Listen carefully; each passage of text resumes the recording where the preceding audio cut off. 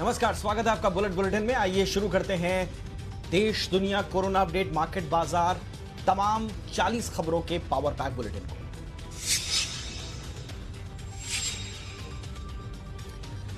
20 लाख करोड़ रुपए के मेगा आर्थिक पैकेज के दूसरे चरण में वित्त मंत्री निर्मला सीतारमण ने आज किसानों, गरीबों, प्रवासी मजदूरों और मध्यवर्गीय परिवारों के लिए बड़े ऐलान किए हैं। वित्त मंत्री ने किसानों के लिए कृषि लोन में ब्याज छूट और त्वरित भुगतान पर छूट को मार्च से बढ़ाकर 31 मई तक कर दिया है। 3 करोड़ किसानों को 4.22 लाख करोड़ के कृषि लोन पर 3 महीने के मोरेटोरियम का फायदा मिलेगा। इसके अलावा वित्त मंत्री ने बताया कि 25 लाख नए किसान क्रेडिट कार्ड भी जारी हुए, जिसकी वैल्यू 25,000 करोड़ है।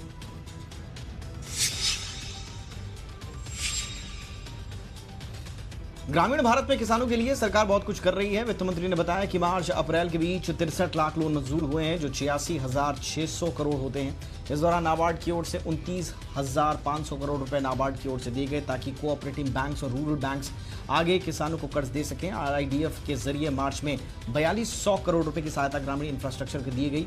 केंद्र की ओर से राज्य सरकारों को भी 6700 करोड़ की वर्किंग कैपिटल दी गई, जो कृषि उत्पादों के लिए खरीद के लिए थी।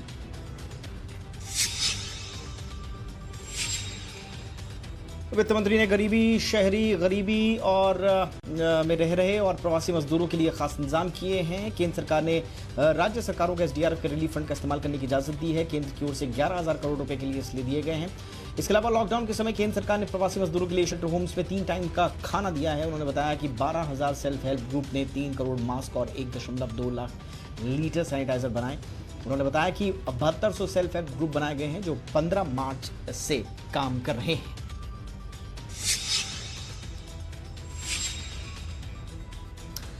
वित्त मंत्री ने कामगारों के लिए बड़ा ऐलान किया है। देश में न्यूनतम वेतन लागू करने की बात कही है। उन्होंने कहा कि अभी न्यूनतम वेतन का फायदा 30% मजदूरों को ही होता है, इसलिए न्यूनतम वेतन को पूरे देश में लागू किया जाएगा। न्यूनतम वेतन तय करने के तरीकों का भी सरलीकरण किया जाएगा, ताकि कंप्लायंस ज्यादा और रुकावटें कम हो सकें।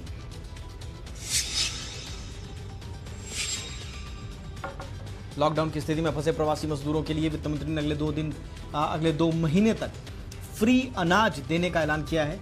यह फायदा उन्हें भी मिलेगा जिनके पास राशन कार्ड नहीं है। सभी परिवारों को प्रति कार्ड 5-5 किलो अनाज दिया जाएगा। ये राज्यों की जिम्मेदारी होगी कि उनके राज्य में फंसे प्रवासियों को खोजने की कवायद हो और उन तक राशन पहुंचे। इस स्कीम से 8 करोड़ प्रवासी मजदूरों को फायदा मिलने का अनुमान है। इस पर 3500 करोड़ रुपए खर्च होंगे।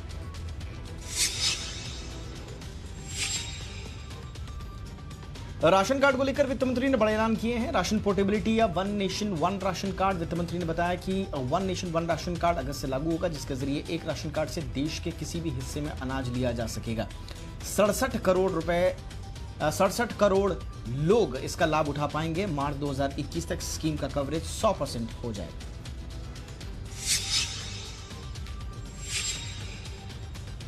दूसरे राज्यों में मजदूरी करने गए लोगों के लिए सबसे बड़ी समस्या रहने की होती है। वित्त मंत्री ने समस्या भी दूर कर दी है। उन्होंने रेंटल हाउसिंग स्कीम का ऐलान किया है, जो प्रधानमंत्री आवास योजना के तहत आएगी। इस स्कीम के जरिए कई उद्योगपति अपनी जमीन पर घर बनाकर मजदूरों को सस्ती दरों पर किराए पर दे सकेंगे।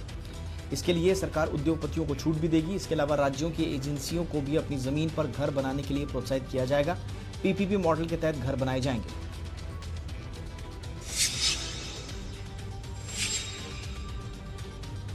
मजदूरों के अलावा वित्त मंत्री ने मिडिल क्लास का भी ख्याल रखा है। 6 से 18 लाख सालाना कमाने वालों के लिए वित्त मंत्री ने क्रेडिट लिंक्ड हाउसिंग सब्सिडी को 31 मार्च 2021 तक बढ़ा दिया है, जो 31 मार्च 2020 को खत्म हो गई थी। इस फैसले से 3.3 लाख परिवारों को फायदा मिल चुका है। अब इस 1 साल की राहत से 2.5 लाख और परिवारों को फायदा मिलने की उम्मीद है।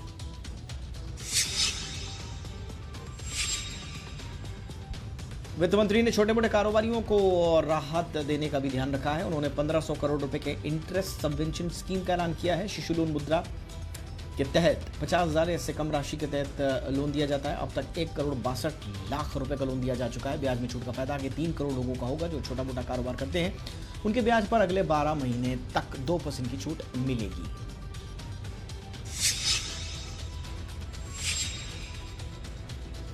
रेडी पटरी वालों के लिए सरकार स्कीम लेकर आने वाली है, जिससे 5,000 करोड़ रुपए की विशेष सुविधा इसमें दी जाएगी। ऐसे लोगों को 10,000 रुपए तक की शुरुआती मदद दी जाएगी। ये स्कीम 1 महीने के अंदर लाने की योजना है। इस स्कीम से 50 लाख स्ट्रीट वेंडर्स को फायदा होगा।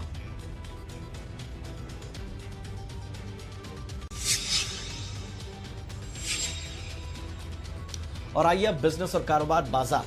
इन खबरों पर नजर डालें। बाजार में वीकली एक्सपायरी के दिन बड़ी गिरावट देखने को मिली है। निफ्टी 2.5% गिरकर 9,150 से भी नीचे बंद हुआ। निफ्टी बैंक भी करीब 500 अंकों की गिरावट देखने को मिली। मिड कैप इंडेक्स में लाल निशान बंद हुआ।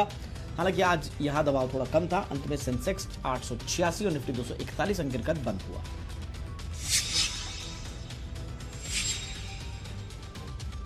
आज के कारोबार में एफएमसीजी और फार्मा को छोड़कर बाकी सभी सेक्टर इंडेक्स लाल निशान में बंद हुए।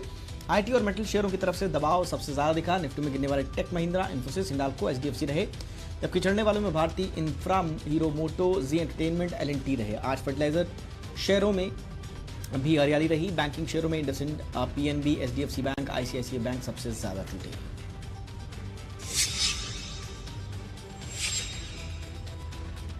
राइट्स इशू के रिकॉर्ड डे के दिन रिलायंस इंडस्ट्रीज के शेयरों में जोरदार गिरावट रही। आज खुलते ही शेयर 1% तक लुढ़क गया। कंपनी ने 30 अप्रैल को राइट्स इशू लाने का ऐलान किया था। रिलायंस 1257 रुपए के भाव पर 53,000 करोड़ रुपए के शेयर जारी करेगा। ये इशू 1:15 के रेशो पर लाया जाएगा, यानी मौजूदा शेयर धारकों को 15 शेयरों के बदले 1 शेयर लेने का मौका मिलेगा।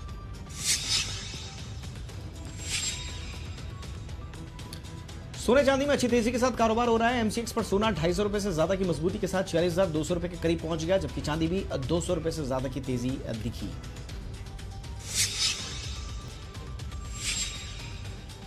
आज फार्मा कंपनी ल्यूपिन के शेयरों में जबरदस्त तेजी दिखी। कंपनी का विशाखापट्टनम के एपीआई यूनिट को यूएस एफडीए की क्लीन चिट मिलने के बाद यह तेजी दिखी। जनवरी में यूएस एफडीए से वाइजैक एपीआई यूनिट को 5 आपत्तियां जारी हुई थी। इस यूनिट की जांच 13 जनवरी से 17 जनवरी के बीच ल्यूपिन कार्डियोवास्कुलर, एंटीडायबिटिक और सांस से जुड़ी दवाएं बनाने में अग्रणी है।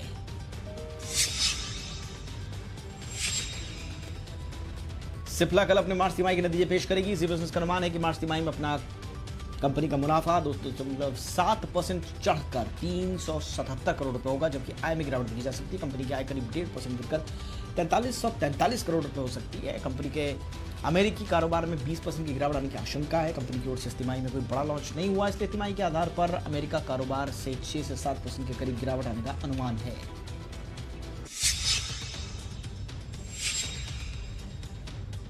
भगोड़े विजय माल्या ने एक बार फिर अपने लोन चुकाने की पेशकश की है। माल्या ने कहा कि वो पूरा 100% लोन चुकाने को तैयार है, बस उसके खिलाफ प्रत्यर्पण का केस बंद कर दिया जाए। उसने सरकार के 20 लाख करोड़ के राहत पैकेज की तारीफ की है। माल्या पर बैंकों का 9,000 करोड़ रुपए के घोटाले का आरोप है। इससे पहले माल्या ने बैंकों को कई बार लोन चुकाने की पेशकश की, लेकिन बैंकों ने कोई रिस्पॉन्स नहीं दिया।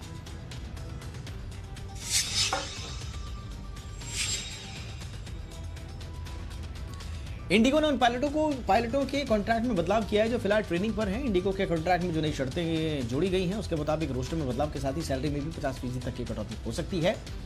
सूत्रों के मुताबिक ज्यादातर पायलट जेट एयरवेज से आए हैं। पिछले साल जब अप्रैल में जेट एयरवेज ने कामकाज बंद कर दिया था तो उन्होंने देश की सबसे बड़ी एयरलाइंस कंपनी इंडिगो में शामिल हो गए थे। ये नॉन रिलीज्ड पायलट हैं।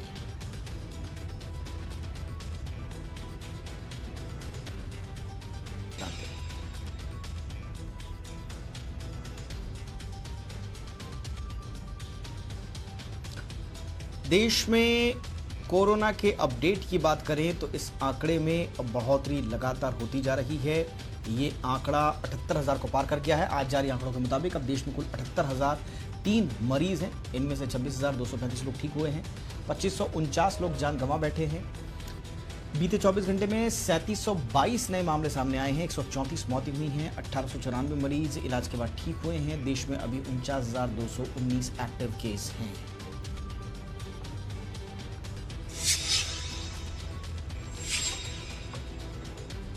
दिल्ली में कोरोना मरीजों की रफ्तार बढ़ी है। यहां मरीजों की संख्या करीब 8,000 हो चुकी है। 115 लोगों की मौत भी हुई है।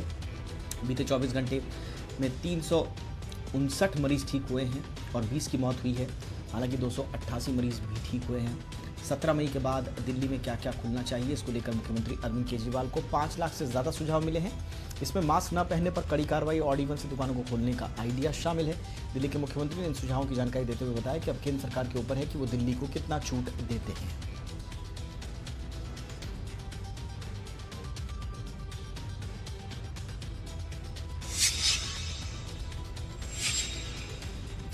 महाराष्ट्र में कोरोना का कोहराम सबसे ज्यादा है। यहाँ मरीजों की संख्या 26,000 के करीब पहुंच गई है। मरने वालों की तादाद भी 975 तक जा पहुंची है। महाराष्ट्र में 5,547 लोग ठीक भी हुए हैं। पिछले 24 घंटे के दौरान महाराष्ट्र में 1495 नए केस सामने आए हैं। बीते 24 घंटे के दौरान महाराष्ट्र में कोरोना से 54 मौतें हुई हैं। अकेले मुंबई में अब तक कुल मरीज 15,581 हो गए हैं। 15,581 हो गए हैं। मुंबई में 596 लोगों की कोरोना से मौत हुई है। 24 घंटे में मुंबई में 40 मौत हुई है। कोरोना वायरस महासंकट के बीच एक बार फिर रेल सेवा शुरू हो गई है, लेकिन अभी श्रमिक कुछ स्पेशल ट्रेनें ही चलाई जा रही हैं और इस बीच भारतीय रेलवे ने 30 जून तक सभी टिकटों को रद्द कर दिया है। साथ ही इन टिकटों का पैसा रिफंड कर दिया है। हालांकि इसका श्रमिक और स्पेशल ट्रेनों पर असर नहीं पड़ेगा, वो जारी रहेंगी। 12 मई से भारतीय रेलवे ने 15 स्पेशल ट्रेन चलाने का फैसला किया था, जो कि राजधानी दिल्ली से देश के दूसरे 15 शहरों को जोड़ेंगी।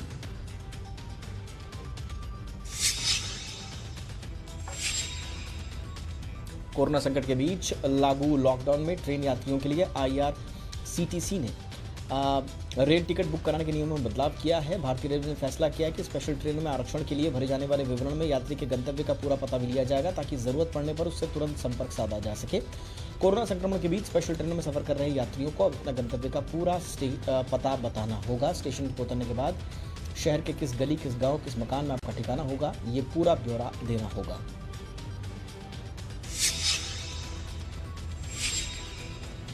घर जाने की चाहत में प्रवासी मजदूर कहीं पैदल जा रहे हैं तो कहीं ट्रक में बैठकर घर पहुंचने की कोशिश कर रहे हैं। अपने गांव में सुकून की जिंदगी पाने की चाहत में इनमें से कुछ मजदूर हादसों का शिकार हो रहे हैं। पंजाब से पैदल ही बिहार जा रहे 6 मजदूरों को यूपी के मुजफ्फरनगर में बस ने रौंद दिया। बीती रात मध्य प्रदेश के गुना में एक बस और ट्रक की टक्कर में करीब 8 मजदूरों की मौत हो गई। सभी मजदूर महाराष्ट्र से चले थे और यूपी में अपने अपने गांव जा रहे थे। बिहार के समस्तीपुर में प्रवासी मजदूरों से भरी ट्रक और ट्रक की आपसी टक्कर में 2 मजदूरों की मौत हो गई।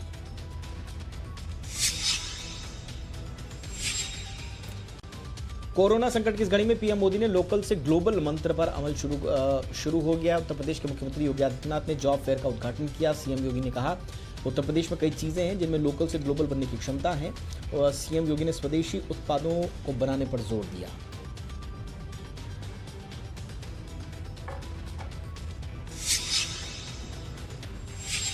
पीएनबी घोटाले के भगोड़े नीरव मोदी को कांग्रेस लिंक पर अब बीजेपी ने बड़ा खुलासा किया है। नीरव मोदी के बचाव में कांग्रेस नेता और पूर्व जज अभय थिप्से ने वीडियो कॉन्फ्रेंसिंग के जरिए गवाही दी, जिसके बाद बीजेपी ने आरोप लगाया कि राहुल गांधी के इशारे पर कांग्रेस नीरव मोदी को बचा रही है। कोरोना संकट में विदेश में फंसे भारतीयों को वापस लाने का काम जारी है। यात्रियों को दिल्ली, नोएडा, गाजियाबाद से उनकी मंजिल तक पहुंचाने के लिए उत्तर प्रदेश सरकार ने विशेष बस और टैक्सी चलाएगी। ये सुविधा सिर्फ और सिर्फ उत्तर प्रदेश के लोगों के लिए होगी, लेकिन ये सुविधा मुफ्त में नहीं होगी, बल्कि राज्य सरकार इसके लिए किराया भी वसूलेगी। IGI एयरपोर्ट से 250 किलोमीटर के लिए अगर किसी को टैक्सी लेनी होगी तो उसको 10,000 रुपये देने होंगे। इसके अलावा अतिरिक्त 1 किलोमीटर पर 40 रुपये अतिरिक्त वसूला जाएगा। SUV के लिए 250 किलोमीटर के लिए 12,000 और यूपी रोडवेज से AC बस की सुविधा जो दी जा रही है उसमें 100 किलोमीटर यात्रा के लिए 1,500 रुपये देने होंगे। मुंबई में शराब की बिक्री पर पाबंदी लागू है, लेकिन तस्करी के जरिए जोरों पर चल रही है। पुलिस ने मुंबई के दहिसर के लिए जा रही एक एम्बुलेंस को चेक किया तो मरीज की जगह शराब की बोतलें निकली। नाला सोपारा के पास पुलिस को एम्बुलेंस पर शक हुआ। उन्हें इसकी जानकारी पहले से भी मिल चुकी थी। पुलिस ने एम्बुलेंस को रोका तो अंग्रेजी शराब के कई बक्से बरामद हुए।